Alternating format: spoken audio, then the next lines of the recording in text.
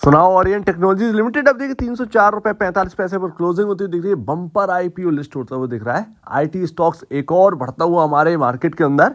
And net web technologies के बाद Orient technologies यहाँ पर आए। अगर आपको डेटा सेंटर रिलेटेड कोई भी स्टॉक देखना है तो दो दिग्गज आपके सामने। मार्केट के अंदर वैसे भी किल्लत है डेटा सेंटर स्टॉक्स की, ऐसे में ओरिएंट टेक्नोलॉजीज को इग्नोर मत करिएगा। एंड जिसे भी आईपीओ मिला है मेरे ख्याल से इसको होल्ड करिए, क्योंकि ये जो आईपीओ प्राइस था, जो आपका हाईएस्ट बिड प्राइस था, उससे ये डबल होना चाहिए। उसके काफी सारे रीजंस है, मैं आपको बताता हूँ। सो फर्स्ट ऑफ ऑल यहाँ पर ना नेटवेब टेक्नोलॉजीज का डिफरेंट वर्क है एंड यहाँ पर ओरिएंट टेक्नोलॉजीज का डिफरेंट वर्क है। ये बेसिकली सर्विस प्रोवाइडर है एंड नेटवेब टेक्नोलॉजीज क्या है, डेटा सेंटर हुआ या बाकी वगैरह वगैरह हुआ, उनमें जो यहाँ पर प्रोडक्ट यूज होने थे, जो मशीनरी यूज होनी है, वो सब बनाता है। तो वो सीपीयू अगर आप डिमांड करेंगे कि मुझे आरटीएक्स एनवीडिया के साथ वैसे भी कोलैबोरेट कर चुके हैं वो नेटवेब टेक्नोलॉजीज, तो अगर आपको डेटा सेंटर बनाना है उसके अंदर जो मशीनरी वर्क है वो नेटवेब टेक्नोलॉजीज आपको प्रोवाइड करवा देगा। बट जो सर्विस वर्क है वो आपका यहाँ पर ओरिएंट टेक्नोलॉजीज करवाएगा। एंड सिर्फ और सिर्फ ओरिएंट टेक्नोलॉजी डेटा सेंटर में नहीं है, आईटी के बहुत सारे यहाँ पर जो है ना आपके सामने प्रोडक्ट है, इनकी तरफ से मिल जाते हैं, सॉल्यूशन मिल जाते हैं, डेटा मैनेजमेंट एंड बाकी वगैरह बहुत सारी चीज़ें, क्लाउड से बेसिक से आप देखेंगे। बट हाँ, वेबसाइट पर बहुत ज़्यादा कुछ मिलेगा नहीं अभी, लेकिन बाहर वर्क में आपको जो है काफ़ी सारी चीज़ें देखने को मिल जाती हैं ओरिएंट टेक्नोलॉजीज़ की। तो जिसे भी आईपीओ में मिला है, ध्यान रखिएगा एक छोटा मार्केट कैप के साथ ये कंपनी आई है एंड फाइनेंशियल्स जो है वो एकदम जिस तरीके का मार्केट कैप है उस तरीके से बिल्कुल परफेक्ट है। तो ये एक अच्छी बात है। दैट्स वाई मुझे लग रहा है कि अभी कोई ज़्यादा रिटर्न आपको आईपीओ से मिला नहीं है। एंड जिस तरीके से सेल्स एंड प्रॉफिटेबिलिटी फिगर है, एंड मार्केट के अंदर जब भी कोई आईपीओ लिस्ट होता है, अच्छा आईपीओ जो एक वेटेज रखता है, जिसका बिजनेस अच्छा होता है, वो एक रन देता है। तो मुझे लगता है कि इनका जो बिजनेस है एंड यहाँ पर जो जिस तरीके का काम है, आप देखेंगे डेटा सेंटर से रिलेटेड है, तो ये बिजनेस की वजह से इस स्टॉक के अंदर कहीं ना कहीं तेजी बननी ही चाहिए। एंड जो आईपीओ में आपको बहुत सारा कोई लंबा चौड़ा गेन नहीं देखने को मिला है, वो शायद लिस्टिंग के बाद देखने को मिल जाए, तो ये पॉसिबिलिटी है। 288 पर ध्यान रखिएगा, अगर आप एंजॉय कर रहे हैं 288 का यहाँ पर जो है लेवल ध्यान रखिएगा, क्योंकि इधर से ही आपकी शुरुआत हुई है। किसी भी आईपीओ के लिए सबसे नेगेटिव बात ये होती है कि जो आईपीओ प्राइस होता है, जब उसको तोड़ देता है स्टॉक, तो वो आईपीओ खराब माना जाता है। ये आप ध्यान रखिएगा। एंड यहाँ पर आपके सामने लिस्टिंग का भाव क्या था, 288 रुपए, एंड क्लोजिंग अभी हमें देखने को मिल रही है अपर सर्किट पर 302-303 रुपए के आसपास।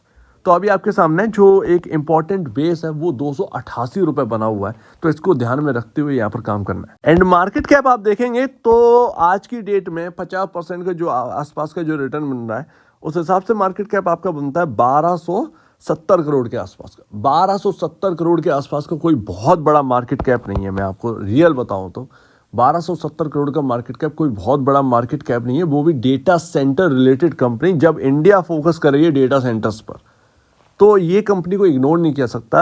हालांकि हाँ, अभी हाल फिलहाल में आपको रिटर्न मिल जाए बिकॉज ऑफ नई लिस्टिंग है एंड ट्रेडर्स का जो जोश है वो इधर की तरफ बना हुआ 101%, उसको टारगेट किया जाएगा। ऐसे में आपको तेजी देखने को मिल जाएगी, तो वो चीज़ एक अलग बात है। बट लॉन्ग टर्म में फंडामेंटल बेसिस पर चलना ही आपका एक स्टॉक जो है वो चलता है। तो ये ध्यान रखिए, अगर फाइनेंशियल फंडामेंटल ये अगर सही नहीं रहते हैं लॉन्ग टर्म में, तो फिर स्टॉक हाई साइड टिक नहीं पाया। लेकिन अभी हाल फिलहाल में वो टेंशन से थोड़ा सा दूर रही है, क्योंकि ट्रेडर का इंटरेस्ट है यहाँ पर। मेरे ख्याल से ट्रेडिंग क्या एनएसई बीई में शायद सेगमेंट में आया, तो थोड़ा सा इन्वेस्टमेंट पर्पज ही लोग यहाँ पर जो है ना इन्वेस्ट करने की सोचेंगे। बट रिटर्न आपका यहाँ पर बन सकता है। एंड 1270 करोड़ का कोई मार्केट कैप कोई बहुत बड़ा मार्केट कैप नहीं। एंड 2024 में आप देखेंगे तो 607 करोड़ का यहाँ पर टोटल इनकम बन रही है। एंड आपका जो प्रॉफिटेबिलिटी है वो लमसम 7% यहाँ पर आपकी प्रॉफिटेबिलिटी बनती है। 41 करोड़ रुपए का यहाँ पर जो है प्रॉफिट करती है कंपनी साल पर। तो जिस तरीके का मार्केट कैप है उसी तरीके का यहाँ पर फाइनेंशियल भी आपको देखने को मिल रहा है। इन शॉर्ट, आईपीओ का जो प्राइस है बहुत ही अच्छा आपके सामने रखा गया। ये कंपनी की बात एक समझ में आती है। आईपीओ का जो प्राइस है वो काफ़ी अच्छा रखा गया कंपनी तरफ से। ऐसा नहीं है कि कोई बहुत ही महंगा आपके सामने रख दिया हो, पकड़ा दिया हो। दैट्स वाई आज इतना बड़ा इंटरेस्ट देखने को मिल रहा है, आज इतना बड़ा बिडिंग जो है वो देखने को मिल रही है स्टॉक के अंदर। क्योंकि आईपीओ को जो लोग समझ रहे हैं वो कहीं ना कहीं ये समझ रहे हैं कि आईपीओ कोई बहुत महंगा आईपीओ नहीं आया है। तो आराम से यहाँ पर जो है ना आपका 25-30% रिटर्न अभी भी बन सकता है। तो जो लोग होल्ड कर रहे हैं वो शायद लंबे नज़रिए से होल्ड करें, ज़्यादा बेहतर है। ये छोटे मोटे एक टाइम के लिए ना होल्ड मत करें, बिकॉज मार्केट कैप काफ़ी छोटा है एंड मैं मार्केट कैप छोटी कंपनियों पर ज़्यादा बिलीव करता हूँ। इनका बिजनेस अच्छा है तो ये आगे के लिए लॉन्ग रन के लिए काफ़ी अच्छा है, बट यहाँ पर जो है आपको लंबे नज़रिए से देखना चाहिए। 2-4 दिन की बात ये जो शॉर्ट टर्म वाले हैं उनके लिए रहने दीजिए, लंबे नज़रिए का सोचिए। लेकिन फिर भी इतना भी नहीं कि आपका जो है लेवल टूटे जा रहे हैं और आप कुछ ना करें। तो इन लेवल पर, इन इम्पोर्टेंट लेवल पर नज़र रखिएगा, बस और कुछ नहीं है। वैसे ज़्यादा कुछ है नहीं इस आईपीओ के अंदर, आप देखें कुछ खोने के लिए, कोई हाई वैल्यूएशन पर ट्रेडिंग कर रहा है स्टॉक, एक बात यहाँ पर समझ में आ रही है। प्लस इसके साथ साथ बुक वैल्यू यहाँ पर ध्यान रखिएगा। बुक वैल्यू अभी जगह जगह सही नहीं दे रहे होंगे, तो बुक वैल्यू पर कुछ चेक मत करिएगा।